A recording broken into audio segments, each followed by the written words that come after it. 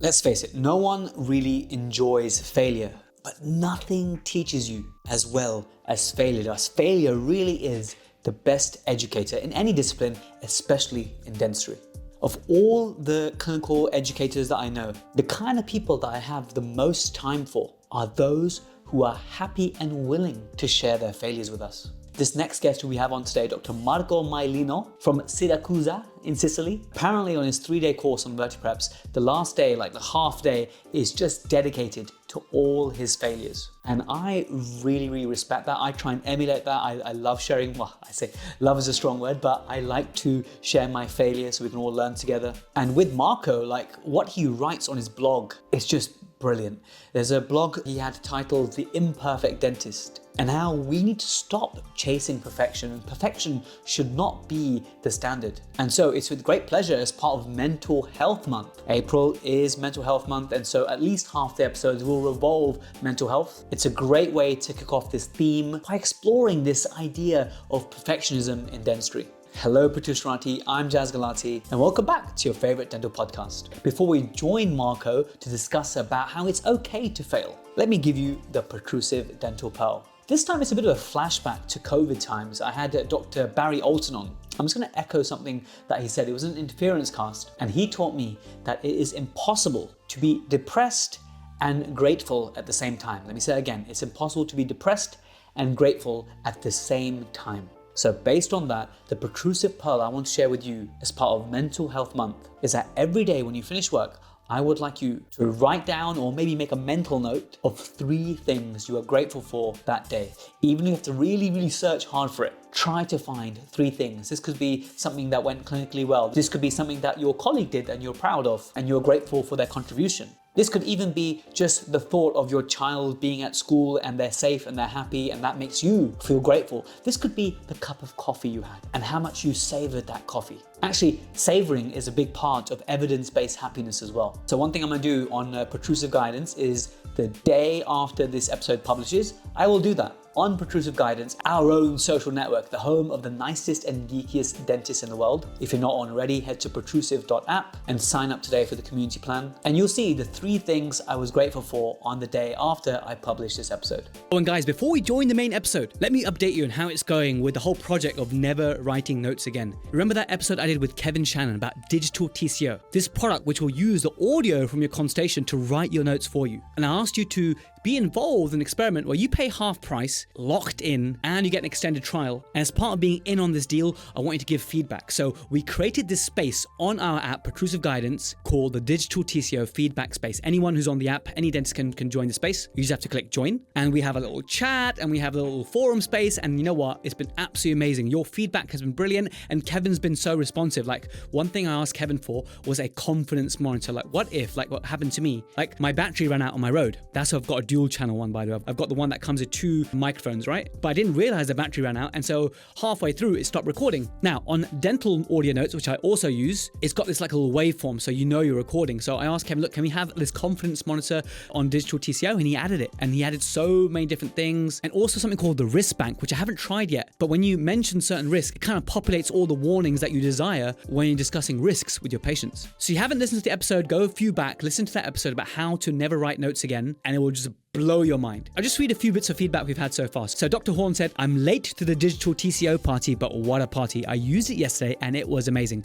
Jazz's Rode microphone setup worked great. And so by the way, I've done a comparison video of comparing the Yeti versus the Rode and why I picked the Rode, but actually the Yeti works as well. So you may check out that video. It's on your YouTube, it's on the podcast, it's everywhere. Anyway, the setup worked great and it really helped me with the quality of my notes. And then he goes on to ask questions about actually it had some confusion about Emax versus full gold crown. And the answer was Kevin said, actually you need to set up your template. So there's a bit of work involved for you. Like if you really care about having notes that are so seamless and so high quality, but you don't have to type. You just have to finish your checkup, generate, and it loads up all the notes for you. If you have that dream like I do, then you actually need to do a little bit of work. Like compared to the hours that we're spending every day trying to make sure our notes are awesome, just a little bit of work up front and you'll be able to get home to your children and your spouse sooner. And the notes are just absolutely brilliant. So what you need to do is just watch all the videos in the how to use section. So remember, the website is digitaltco.co.uk/Protrusive to be in on the offer. The other way to access that, my website was down recently, but I hope it still works. It's protrusive.co.uk/notes. That will take you to our little secret space where you can get this extended trial. And I'm going to get in and watch the how-to videos. I mean, don't do what I did and just jump straight in. Even though it's still awesome, I still want you to watch the how-to videos. Dedicate an hour just to watch all that, set up your templates how you want them, and then you never have to write notes again because they auto-magically generate based on conversation between you and the patient. The number one question I'm getting is, how do you speak to the patient about this? But what I say to them is I just point to the microphone. Oh, by the way, new technology, by the way. I'm just transcribing everything we're saying. It'll just help to generate the notes. And everyone's been fine. No one said, no, I don't want to be transcribed and whatnot. No, everyone's been fine about it. People are used to like medical dictation and that kind of stuff. So it hasn't been an issue for my patients. Like for me, I refuse to practice without dental audio notes and digital TCO for any type of new patient consultation, any sort of discussion and treatment planning, any of my TMD consults. Like it just makes sure that notes are fantastic. It helps you to level up your game. And I just hate admin, which is why I love digital TCO. So check it out. Let's now join Marco for this episode and I'll catch you in the outro. Dr. Marco Maiolino, welcome to the Protrusive Dental Podcast. How are you, my friend, in Syracuse? Sicily? How do you say it? Syracuse is on the east coast of Sicily. And in this moment, we have something like 18 degrees. The weather here is always, Sicily is in the middle of the Mediterranean Sea. And we joke sometimes that we are a little bit more North Africa than Italy, than Europe, because we are at the same level of Africa. A part of Tunisia is at the same height of Sicily. So we have the same weather. Very nice. I'm very jealous because here it's freezing. I'm like recording in my conservatory stroke office. So it's very, very cold. But I'm so excited to come to Italy for my first time in June to learn VertiPreps from you. It's something that I've been doing already for some years now. But I wanted to take it to the next level. And just for disclosure, I wanted to bring you to the UK, to bring your workshop to the UK. But you convinced me that actually I really need to truly experience your course. And I said, okay, let's do it. So the last time I took a group out to learn vertical preparations was with my friend George Andre Cardoso. We went to Porto, and that was my first time in Portugal. And now my first time in Italy is with you, so we're super, super excited about that. But for those people who haven't heard about you, Marco, and haven't seen the wonderful stuff that you put out to the world, tell us about you, the man, the myth, the legend, the dentist. The first thing that I wanted to start is about the reason because you are coming to Sicily. Because the point is one, the course that I organize in my office here is the course that I run together with my technician. And if you are going to do prosthetic dentistry, vertical preparation, horizontal preparation, we focus too much sometimes on the work that we do just in the dental office, that it is the dental preparation. The problem is that when you're working vertical preparation, just because vertical preparations are some way different from horizontal. So when you're moving to something with a different rationality, with a different workflow, you have more problems. Instead, the horizontal have an established workflow that it is maybe much more clear around the world. But when you will come to the reason because I want you to come is because you will not do just a course for dentists, but it's a course where you will live all the workflow from the dental office to the impression, to the communication, to all the parts, to all the mistakes, to all the problems that we create to our technicians and that after are coming back to the office. It's something about the real connection between the dentist and the technician and everything that it is happening in the whole workflow. When I'm going around instead, I do several courses around, But when I go outside, I have another one in the next month. They ask me always to focus on the dental part, how to do the vertical preparation on teeth. But I have to say that you will learn when you come here in June that this is just, I can say, 30% about what is a successful work. And this is the reason because I love that you are coming here. And after this, that we can organize something in UK, but always with a similar format. Because this is the real key, the connection and the team working with the technician. My experience so far has definitely echoed this in all realms of dentistry, but especially in vertical preparations where I have been in a situation where I have been introducing the vertical preparation to my technician, and therefore it's been a learning curve for me and the technician, and so many mistakes, and thankfully just one cracked restoration, and learning about space protocols. I've done a lot of stuff online with you as well, but now I want to take it to the next level, and I'm trying to convince my technician to to come with us. But, life happens, and sometimes timing is all about the different timing and stuff. But what I really admire about you, Marco, as well as all the great things I've read about your course and stuff, is you're a philosophizer.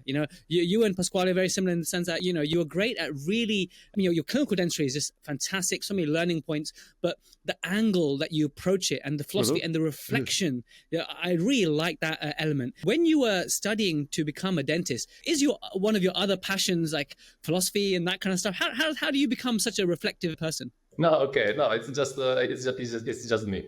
It's nice that also because I started dentistry and my desire was not to do the dentistry. The day that I got my degree was one of the worst days of my life because I was feeling like a liar, There was all these people clapping, you're a doctor, also because I got my degree with the best mark possible, that means that is 110 with laude. But I was feeling a liar because the day after my degree, I was not able to do anything in the mouth of any kind of any patients. I was really zero about dentistry. So after the degree, I started completely from zero. I started working with my father. At the time, the situation in my office was a crazy one. We were working without appointments, zero appointment. People was coming, in the past, they were coming to a barber, They just were coming, just knocking to the door, saying, I have a big hole in my tooth. I have pain. This night I'm not being able to sleep. And I was finding something like 20 persons behind the door every single day. And so I started in a very tough way. Okay, there was no time for doing excellence, no time for thinking. So I literally started from zero. From this point, because, for being here, I am quite ambitious and I am passionate about what I do. I started doing many courses. And after my first 5, 7, 8 years, also because I was very stubborn about things, and I am still. After 5, 8 years, I was able to do very good dentistry. But I was realizing that I was able to do this just in some cases, not like, I can say, 10, 15, 20% of cases. So I was able to go around because I started lecturing already in 2008. But I was feeling again a liar because I was going around and showing just my best cases. And I was able because 20% of 1 year of work, there are many cases. But what about the other 80% of cases? And that was for me differently from Pasquale. Pasquale has a similar start but a different behavior. We are similar but different about many things. But at that point for me was the start because I was feeling that there was something wrong inside myself because I was showing one kind of dentistry, but I was aware that I was not able to do that kind of dentistry 100% of the times. So in that period I started inside myself to grow the need to match both things. Is it possible to develop techniques, protocols in order to work in a real way in the real world? Everything started from that point. Also, I am almost crazy about books. I read something like 40, 45, even 50 books every year. And I love to read about, Kahneman, about Nassim Taleb. I read all these books and I read these also again. I love all these kind of books about psychology, about cognitive biases. So I started combining the needs that I was finding in my dentistry, the needs of my dental office, because living in the south of Italy is the poor part of Italy. You have to think that in Sicily, we have a rate of unemployment about young people around 40, 50%. So try to think the economical situation that we have here. Also, people pay their dentistry without any kind of help from the government. We have nothing like the NHS. Here in Italy, we are exactly like a shop. People have to come, they have to pay from their wallet and nothing more. So everything started when I started connecting my passion, my ambition, my needs, and my love for books. And also with Pasquale, that was some way similar. We started developing many kind of thoughts about this. And this is when in 2013, with Pasquale at that time, we started thinking about developing a group that was Tomorrow Tooth about a different format. So everything that was coming from Tomorrow Tooth, it was not something about just a technique, but it's a technique that it is coming from an idea. And the idea is to do something that it is as much real as possible in the real world.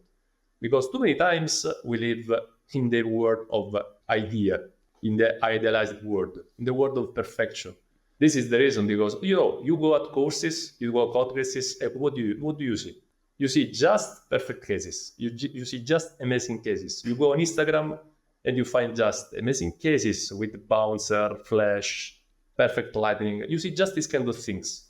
Also, we have another problem in dentistry because we have a problem related, okay, this is a human bias and they need to show your best because you want to show to the people the best that you are, okay? It's normal. And the opposite is true. As human, we tend to hide our mistakes. Also because nowadays, in general, we have a problem about the culture of mistake. People tend to hide mistakes because they are scared that others will blame them. They are scared about losing maybe their name, you can say, okay? And in medicine, this is even more important because we have a culture that is coming from 2,500 years ago about the dogma that the doctors was always right, we can say. Hippocrates, already 2,500 years ago, was writing that the patient had to trust the physician, no way more. And the reason was that because the physician himself knows that we have ignorance in medicine, but we cannot show our ignorance. We have to show, it was like the Pope that was always right in the period of the religions. The same, we have to show something to people that we are not. And the culture of the mistake in medicine is still at that point. There is an interesting, super interesting books about, if I'm right, Matthew Seed, it is Black Box. Black Box is a book. Black box thinking. Perfect. We are right. Black box thinking is very, you have to read this, but you already did. I say this for people that are following us. In Black Box, it's very interesting because the book starts with a comparison about the culture of the mistake between two different fields, medicine and aviation. The culture of the mistake in aviation is they leave the mistake in a completely different way. Hence the black boxes. Why they have black boxes? Because if something happens, the black boxes are two boxes that record everything that it is going to happen on a flight. And when something happens, they have the black boxes in order to see what happened, to see the voices in the cockpit. They know everything about what that mistake was about, because the idea is that they have to learn from the mistake in order not to do this again. In the aviation, they have this culture. And for example, always in that book, you will read that there is a data that it is incredible. At the beginning of the century, so the mortality in US Army pilots, it was something like 40%. 8 pilots every 14 were dying during training, not in the war, during training. Nowadays, instead, there is one accident every millions of flights. And where are we in medicine instead? In medicine, the data that we have is that we are always at the same level. There was an interesting article that it is very famous from the American Institute of Medicine. It was To Err is Science. Do you know this article? I think I will send To you. Err is Science. I believe I might have seen it. Yes, it's a lovely title. I think I feel like I might have seen it, but do include it so I can share it with everyone. I will share. Well, you will find easily online. This article, To Err is Science, there was an esteem of medical mistakes in US. And it was something that in US every year, something like 44,000 and 98,000 people die from medical mistakes. And we have data even in the following year. There is another article of the following year, 2001 or something like that. It was 120,000, so even more, from 4090 to 120. And there is another article of 2014 that it is, we can say yesterday, that the estimate is something like 400,000 plus all the other complications. This is just the people that it is going to die, 400,000.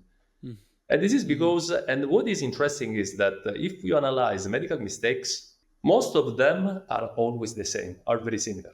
In the field of aviation, they call this kind of mistakes that are always the same signatures, because the pattern of the mistake is always the same. What is the difference? That in the aviation world, they do all the effort that they can in order to recognize the signatures and change the protocol or create something that it is going to protect. In medicine, instead, we have a different culture of mistake and we tend to hide. And this is the same that happens with our techniques. We do techniques that work perfectly in ideal and standardized cases. Like, for example, in restorative, When you go to a restorative course, you see that most of the times we have always 2 teeth, good crown, easily to put the rubber dam, all the margins are supragingival. The soft tissues are always in a good and healthy conditions. You just see people with a good oral hygiene. But if you go to my office instead, I have to look for these patients. Most of the patients here in Italy are people in their 60 and 70. Most of the people in my office are not young ones. And in Italy, and I think that this is the same also in UK and in Europe, I think, the population is always getting older and older. So we will experience, everybody, this problem that the people that we are going to treat are older people. And they have problems. They are not able to stay reclined because they have back problem, neck problem. They are not able to stay too much time with their mouth open. They take multiple medications. They are not good about brushing. We have to manage these people, but we never spend enough time talking about the needs of these people and the needs of the dentists working on these kind of people. So we should be going to these courses and treating root caries and simulating subgingival restorations with inflammation and poor oral hygiene to actually get the real world, which is why I echo everything you said. Everything is about real world and everything is about owning up to that. We do make errors in dentistry. Like recently I was doing something to warm everyone up to coming to June. I'm doing the VertiPrep for Plonker series. And one of the webinars I showed my over tapered lower incisors that I did and the stupid mistake I made with the wrong angulation of the burr I was holding. And whilst it's embarrassing for me to show it, I show it because we can learn so much. And so if we learn from the aviation industry, if we had a bank of an area where we just uploaded our mistakes constantly and we kept learning from it, which is what I think, I've seen you and also Mashek also be very good at showing mistakes and stuff. I think that is the way we can grow.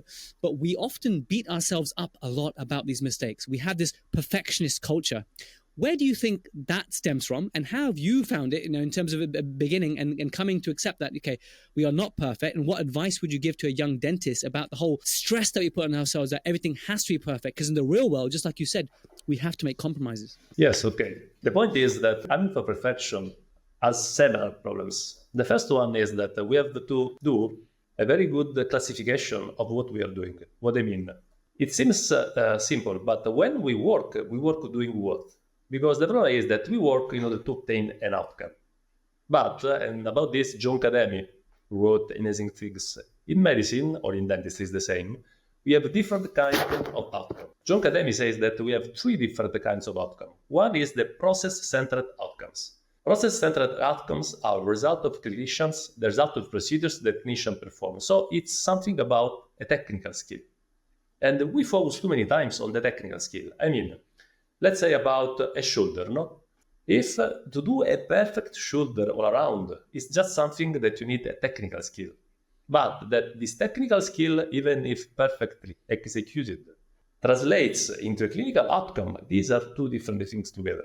So the first point is that we have to divide about process-centered outcomes, clinician-centered outcomes, that are signs and findings that the clinician observes of signs of treatment efficacy.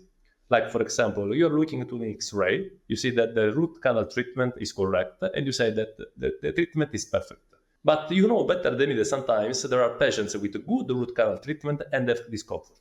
And even the opposite is true. How many times do you see endodontic treatment at half and the patient is fine? This is in my aging population, the silver points and the voids, but how well it's been there for 40 years, yes. Same as your patients. Yes, this is what happens. And the third one is patient-centered outcomes. This is the most interesting one. These are the real outcomes that the patient, that it is the final customer, we can say, of our treatments, really notice and care.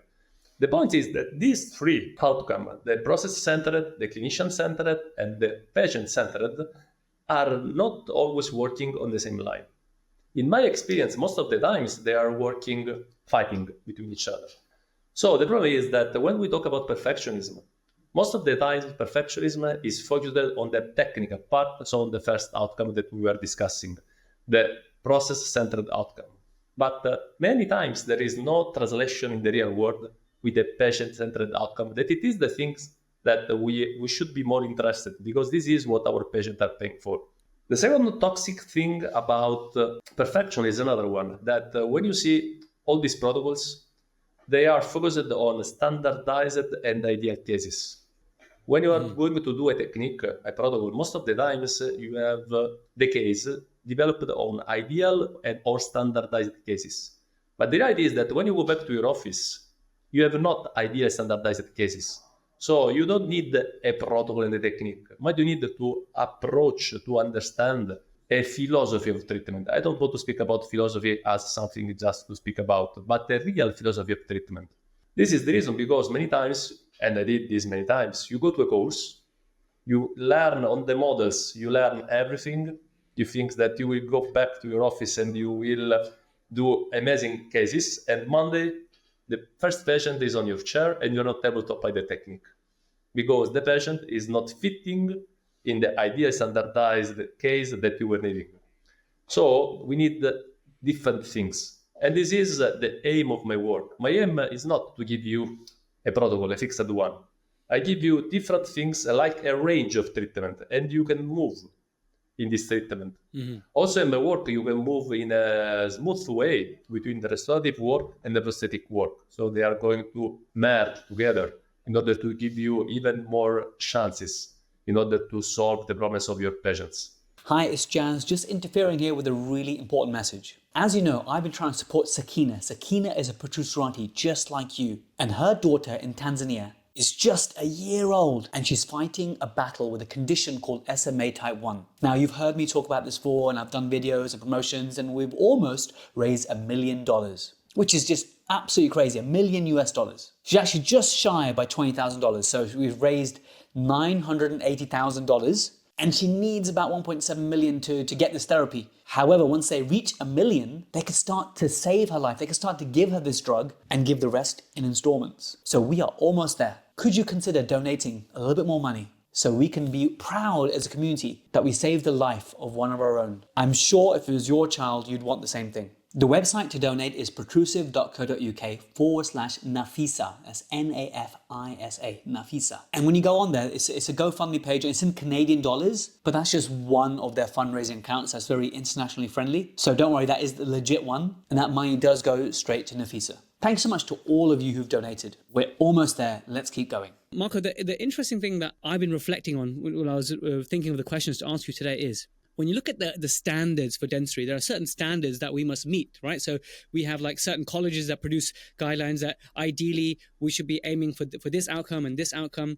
And when we fall short of that standard, it hurts us. It hurts our ego, and we generally care for our patients and we feel bad. When we are making a compromise because the patient can't open their mouth too big or they're not able to look after what we're placing, how do we decide, okay, that in this case, it's okay to make this compromise for that reason? And how can you figure out that, okay, are you just a bad dentist and you're not good enough? Or that actually anyone would have struggled in this case and we need to make peace with the fact that, okay, we can't be perfect in this scenario and we can't be perfect in all scenarios, but how do you convince the young dentist that it's okay to fail?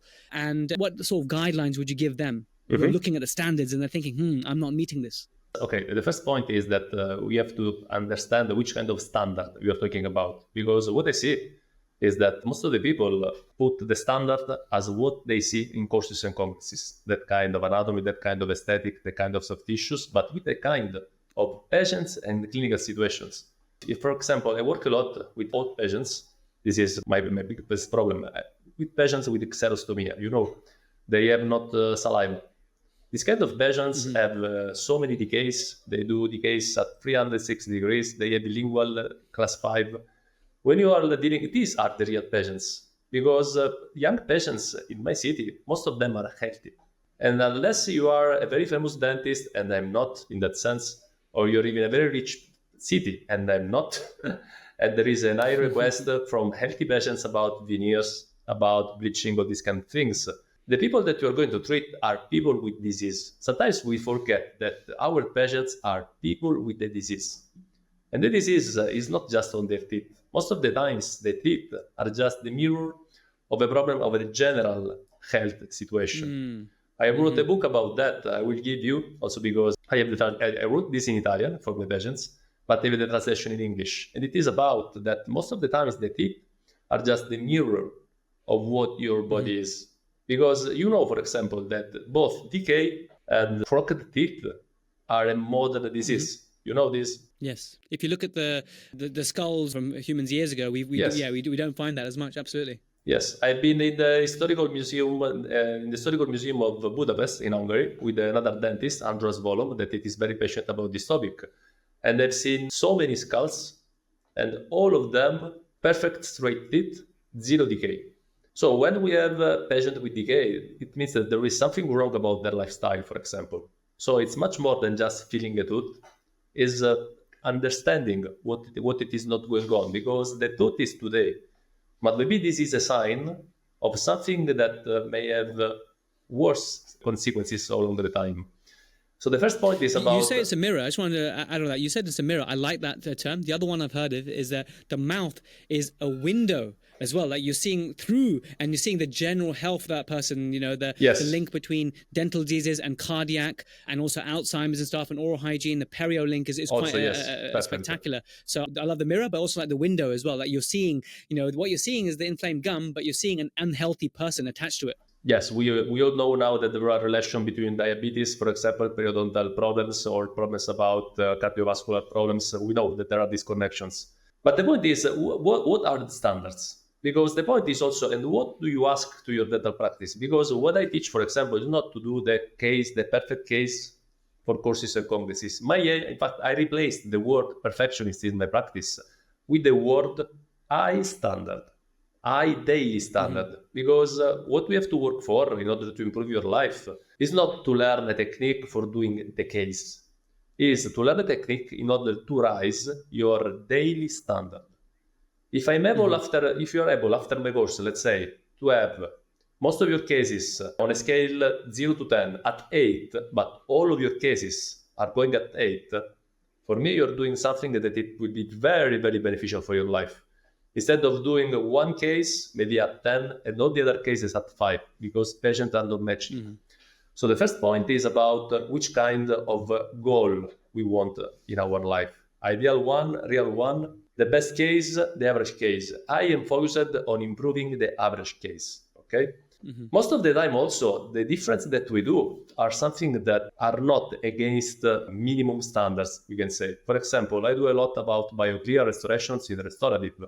And what I do, for example, is a lack of anatomy, okay? But if you look at the X-ray, there is a good septical seal, the composite is well adapted, there is a good adhesion. So the discussion that we are doing, I think, that are more not between us and I can say a lawyer, for example, legal problem, but most of the times are between dentist and dentist. The second thing is that when we realize that we have to make compromises, compromise is not a real compromise. It's about understanding what is more important. It's about putting priorities.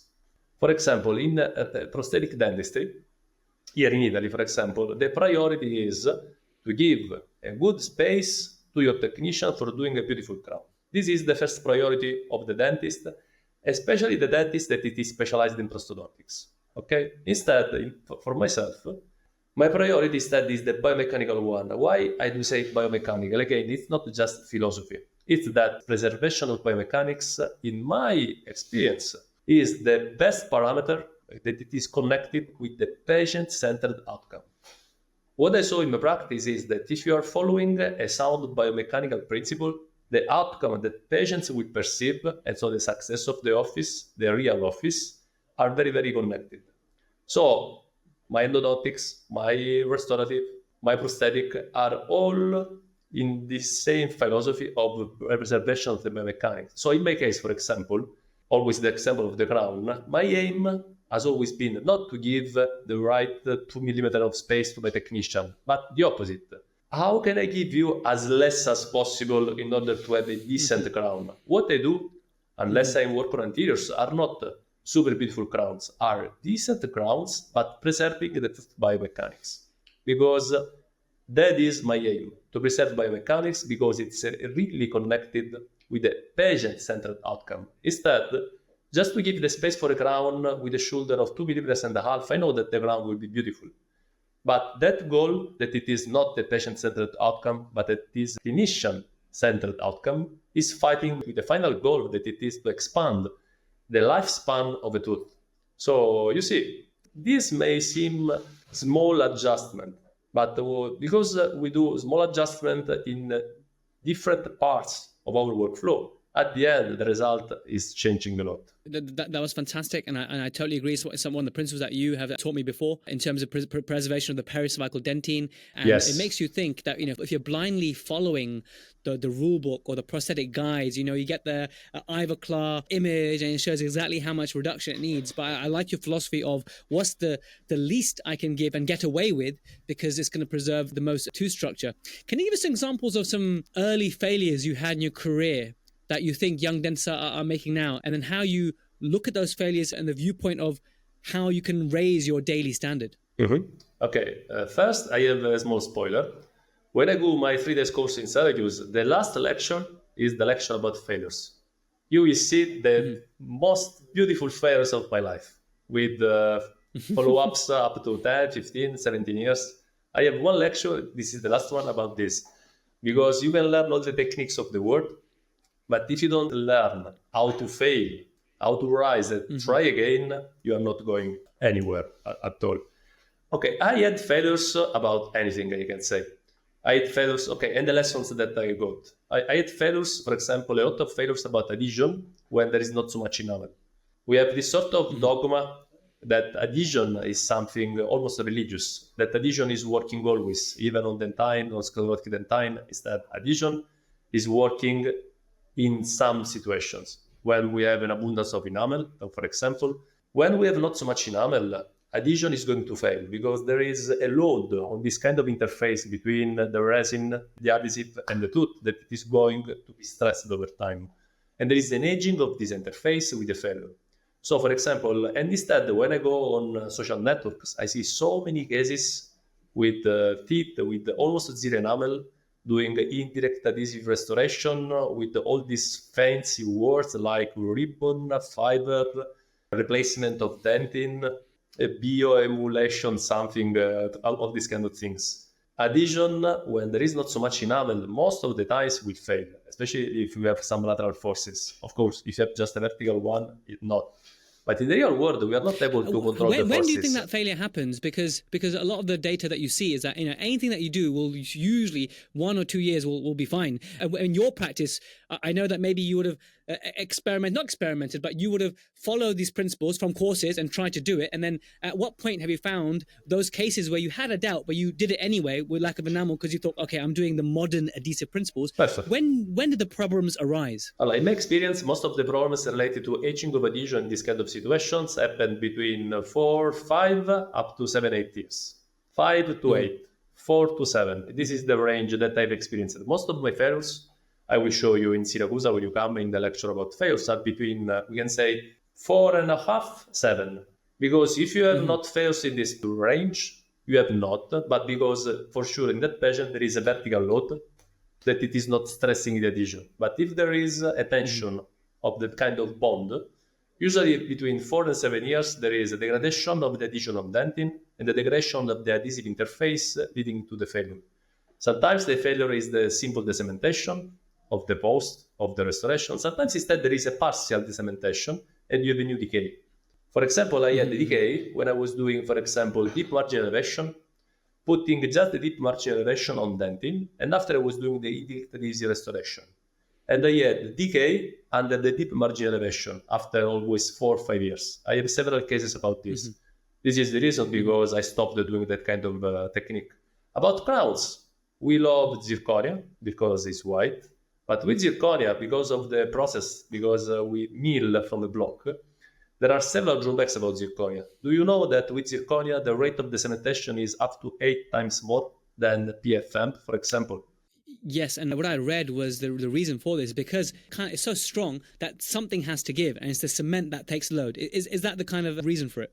Not just this, but also that the internal gap of zirconia is much more. The metal, when you do PFM, you do this with a lost wax technique. And the match that is between, let's say, the abutment, even if we have a sharp area, and the crown is very precise. When we do zirconia, the milling machine with the burr is not able to reproduce sharp angles because we have a burr that has to move, and the burr is with a round burr, and also you need some freedom. What happens, I will show you, is that if you have some sharp areas that are smaller than the burr itself, you have void in this area.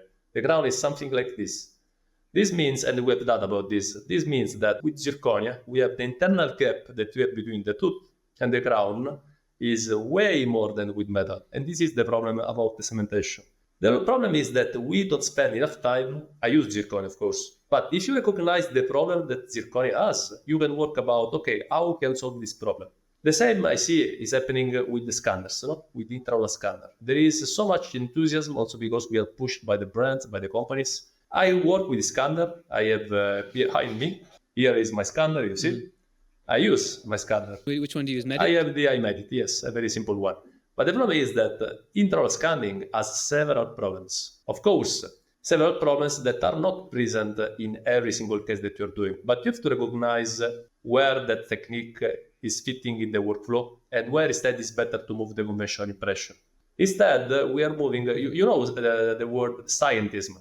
Scientism is not science. Scientism is an exaggerated trust in the ability of the science to discover the truth. We are doing the same in dentistry with the digital dentistry. We have the digitalism. Okay, we have another word today. From scientism in dentistry, we have the digitalism. And it is the exaggerated trust that working with digital devices will get a better outcome. This is absolutely not true. In many cases, working with the digital dentistry, we have an outcome maybe is quicker.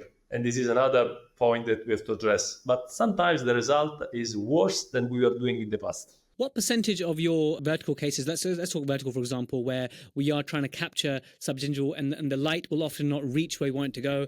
There's different ways to manage it, but I just want to know from you, what percentage of those times are you scanning, be it delayed or be it immediate, and what percentage of those times are you impressing for those type of restorations? Okay, in this moment I'm scanning just very easy cases in patient with a low caries profile. So for example, if I have a patient, I want all the margins to be subgingival. So I'm scanning cases where I can afford the limitations of the scanner, like the shallow reading of the sulcus, like also, okay, so teeth without dyschromy, teeth without problems of ferrule, because if I want ferrule, I want to engage as much subgingival. I do easy cases with the scanner. But when I am moving to old patients with xerostomia, or patients with a high caries risk, or compromised teeth, I am doing again the hybrid workflow, doing the conventional impression, and after I scan the impression with the procedure that we'll see is the double scan procedure in order to have the best information about the case, and after we move to using zirconia. It would be a very long topic. Yeah, it's good to get like a general overview, because it's nice for someone like you who's already embraced digital. But I appreciate that. One of the things that when I look at my own work, and I'm going to be critical of my own work here, is that okay, I went from doing 100% analog to almost 100% digital, and that's not right. You know, I can't now rely on digital for every way and accept those compromises. Where we can identify a compromise and where we can correct it using more traditional techniques, I think we need to know that there are some times that you'll deviate away, and that's what I like about your protocol is that okay, every case is unique, and sometimes you'll impress and sometimes you'll scan, and that depends on the patient profile more than anything, actually. Yes, the point is always one, and we don't talk enough about the limitations of digital dentistry. Nobody's talking about all the problems that zirconia has in comparison to PFM, or pressed, for example, work with the loss to wax technique, because we have also pressed disilicate, for example, that it is a great material. But we don't spend enough time talking in general. This is the point. We don't spend enough time talking about problems. And instead, it is when you start talking about problems in a good way that you start finding solutions. And you start also creating a new higher standard in your practice. Instead, sometimes we just follow guidelines in a blind way, especially today that we have specialization. Specialization is another big topic, because nowadays, because there are so many specializations, we have the endodontist, we have the prosthodontist, we have the surgeon. Each one is focused on its own. But the problem is that most of the time is focused on the technical part. So we have the endodontist, for example, that it is so focused on managing maybe the apex, and let's say that there is a cure, is going to open much more the valve chamber, because his focus is to be able to arrive with his gutta percha to the apex. After the case is done, technically speaking, it was perfect, and he's going to the prosthodontist. The prosthodontist instead is not looking at the access, but is focused on giving the right space to the technician. So each one is focused on its own, and I don't know who is going to be blamed, we can say, for the failure when we have the fracture of this tooth. Because the problem also is the follow-up. I am a general dentist. I do everything in my office. In the past, I was also doing orthodontics, just to say. If you are the only one in your office, of course, you have many limitations because, of course, you will find the surgeons that are better than me. You will find implantologists better than me, endodontists better than me. No way. But I have one good advantage. When I see patients and I have a failure, I have nobody to blame because I am the only one. So if I have a patient with a fracture, I was the endodontist, I was the prosthodontist, and I was also checking the technician and accepting the work and doing the cementation. So I have to understand that the problem was in me. Instead, when you're going to different specializations, the problem is sometimes that the responsibility is shared between so many people that nobody feels the one doing the bad thing. So this is another point. And with the specialization is even more important to have a driving principle that for me is biomechanics. When I speak with people working that way, I think that to be able to highlight one driving principles that in my practice is highly connected to the real outcome of expanding the lifespan of a tooth, I think that it is the most important part. Because at least if we have one principle where all the people specialized agree, it's already a good starting point. And it is also part of the course that we will do. The principle, the one. The principle is my why, and is why I introduced vertical preparations into my practice. I could have just stuck with horizontals, but I challenged myself to learn something new because the whole principle of biomechanics that you speak of is exactly the reason, because there's a greater why for longevity as our best outcome. My final question, Marco, is what advice could you give to the young dentist, a bit like you when you were many years ago, you qualified and you felt like you weren't able to do the dentistry. And what's happening is they're putting the matrix span on, and every time they're seeing that they're not getting the right seal because there's bleeding, and they're feeling like living a lie, or they're feeling like they're constantly at every stage, they feel like they're picking the wrong wedge, or when they're taking extraction, they're taking too long, things are breaking. When things aren't going right, what advice would you give to young dentists to help them get back on track, get their confidence back up, and get them to doing the kind of dentistry where the day flows better? What's your top tip to that dentist? There is no tip because, the problem is always the culture where we live. Today we live in the culture of fast and furious. And this is true also about teaching something. People think that they go to a course. I see this even on some dentists here, friends of mine. They go to a course and they think that by a week, they are already expert in that thing. There is a learning curve that it is, you cannot skip the learning curve. You cannot skip the mistakes. There is something, I can teach you everything. When you come to my course, I will say you everything. I'm not keeping nothing for myself. But despite this, I know that you have to do mistakes. And this is the reason because the last lecture is about failures. Because after discussing 3 days about all the details of vertical preparation, I have to prepare you for doing your mistakes and to grow from your mistakes. The problem is that nowadays we have this culture of fast and furious. Everything is quick. That we have everything is ready, Instead, this is not going to work because we are humans. And this is another bias that we have. That because of all this technology, all these things, smartphones are faster, meaning machines are faster, but we humans are always the same since thousands of years. Most of the problems that we have as humans nowadays is because we have changed our environment so much and we have changed so little in the last thousands of years that these two things are not matching together. This is true about everything. There was a very nice sentence about this on the book of another Indian. It was the Almanac of Nadir Ravikant, if I'm right. Oh, one of my favorite books of last year. I absolutely loved it. Great book. Yes. And there was a sentence that I have printed here in my mind, that it was, if you have problems about old things, don't look to this century about the solutions. Because older is the problem, older is the solution. If you have a problem about something that has been created in the last 10 years, the solution probably would be a modern one. So when we talk about training, relation, learning, there is nothing that we can accelerate. We are not computers, but we have simply to be honest about all the pain and all the struggles that we have in our learning. You know that there is also another nice part that is also another tip, is the Dunning-Kruger curve, Dunning-Kruger effect. Yes, absolutely. There is another bias that we have to acknowledge. And if you acknowledge this at the beginning of your career is even better because you lead things in a better way. And it is that when you start, your confidence will be much more than your real skill. And the first part of all the people, all the experts, is that your confidence will start to decrease. And your skill instead will start to grow. So there is a sort of letter like this, like an X.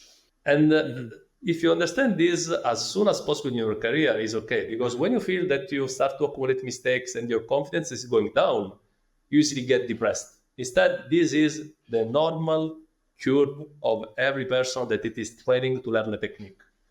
But the problem is that when you learn to play golf, to do a wrong shot is perfectly fine. But in that is instead, because we have a different, like in medicine, a different culture of the mistake, we blame ourselves. The problem is the mindset that we have in medicine. It reminds me of a case. I was 1 year out of dental school and I saw this upper left second molar with an amalgam that had a ledge. We see it all the time, right? The ledge, the amalgam was slipping under the matrix and you, on the radiograph, see a ledge. Typical. And 1 year qualified, I said to the patient, okay, not having any pain issues, that's fine, but there's a ledge here. It's not going to be good for your gums. So I tried to correct it. Small mouth. I didn't appreciate it. So much bleeding. It was a difficult patient. And then by the end of the restoration, I don't even know if I improved the scenario with my composite. It probably made it worse. But it made me realize that, wow, there's a reason why the previous dentist struggled. We can't just look at something and say, oh, this is bad dentistry. There's often a reason why a dentist struggled. And I think that was a real big learning point for me. And based on everything that you said, I think the main lesson we can draw away from this is to fail, especially in our first few years, is a part of it, and we can't shortcut. We can't skip all those failures. Those failures, as long as we learn from them and we keep improving, every day a little bit and reflecting, taking photos and thinking, what could I do differently to fail better every time? And there are there's only a few mistakes which, okay, we need to bring this patient back and redo it. Most things are, okay, this is slightly below ideal, but it was still better than leaving the caries as it was. It's still some material there. Do you understand what I'm trying to say? I think a lot of times we're very harsh, but we need to go through that pain process. There is another point that is interesting. It is that when we are younger, in the doubt, we always do something and we do mistakes. When you are like now, we are older, we can say, you know when to do something, but you know even better when not to do something and to do wait and see. Sometimes most of the problems, you are looking for the problems because you jump in all the cases, like you did. When I see an upper second molar and recognize that the patient is not a good one, I do nothing. Because I know that I'm not the one, I'm not Jesus doing miracle. I leave the miracles to the others. It's the experience, but Yes. it's the wisdom that you gain from your failures, and the true sort of skill of the clinician is picking your battles. And as a GDP, they're also realizing that a generalist, we should cherry pick and choose, because it's already such a difficult job, so we should cherry pick. But I'm just conscious of the time. Marco, I am so excited to see your failures lecture, especially. I know you got so many, with respect, I know you've got so many great ones to share in the sense of how much you've documented all these years and what we can learn from that, right? That's going to be golden. Yeah. So I can't wait to bring a cohort of a Protrusive to you in Sicily. I will put your website and everything in the show notes, because not everyone can come in that June, and I want them to know what other dates you have. So I will put that. But what's the best way to learn from you? What's your website so we can just find out about what else you have on offer for us? Okay, in this moment there is my website that it is educational.studiomaiolino.net. And on this website, you have the BioClear course, you have the vertical course, and you have also the vertical lab course. There is a course also for technicians. Because most of the problems, this is the reason because my course here is with a technician. Because most of the problems that I had with people in the past following my courses was not on the doctor part, because you will see that vertical preparations, once you understood a few things, is quite easy. And there are just 4 or 5 critical points. But the problem was in the communication and in the transition of the work to the lab and coming back. This is the point where most of the people were experiencing problems. So this is the reason, because on my website you will find also the vertical lab video course. The video course is something like... Put that in the show notes and everything. Yes, it's something like 12 hours, like 9 hours my part, and 3.5 hours is the part of the technician. And I did nothing, of course. Of course, when you come to the real course, there are some things that I have to show, like when you move your wrist, when you move your bear. There are things that I'm not able to, explaining is not working. It's like I try to explain you, for example, how beautiful is a woman describing the curvature of the lips. You have to see. Yes, you have to see. Yes. What a great way to end the podcast. Okay. I love it. Okay. Marco, thank you so much, my friend. I can't wait to come. It's following your work for so many years. I'm like a little fanboy, so I can't wait to actually meet you in June. We'll keep in touch, my friend. And thanks for this philosophical episode. Okay, we did something different this time. We did. Thank you so much. Well, there we have it, guys. Thank you so much for listening and watching all the way to the end. If you enjoyed Marco's humility, please do give it a thumbs up or a subscribe wherever you're listening or watching from. Of course, if you're on Protrusive Guidance, you get to answer a few questions and get some CPD. So why not? You've done the hard work already of listening all the way to the end. Any of the paid plans on Protrusive Guidance will make you eligible to get a CPD or CE certificate. For those who are messaging about the trip to Sicily, we've been sold out for ages, so there's about 8 or 9 of us going. I'm super excited for that in June, so I'll kind of document that for you guys. I'm very excited to see Marco in person. But otherwise, I look forward to engaging and speaking to you all on Protrusive Guidance, and I'll catch you same time, same place next week. Bye for now.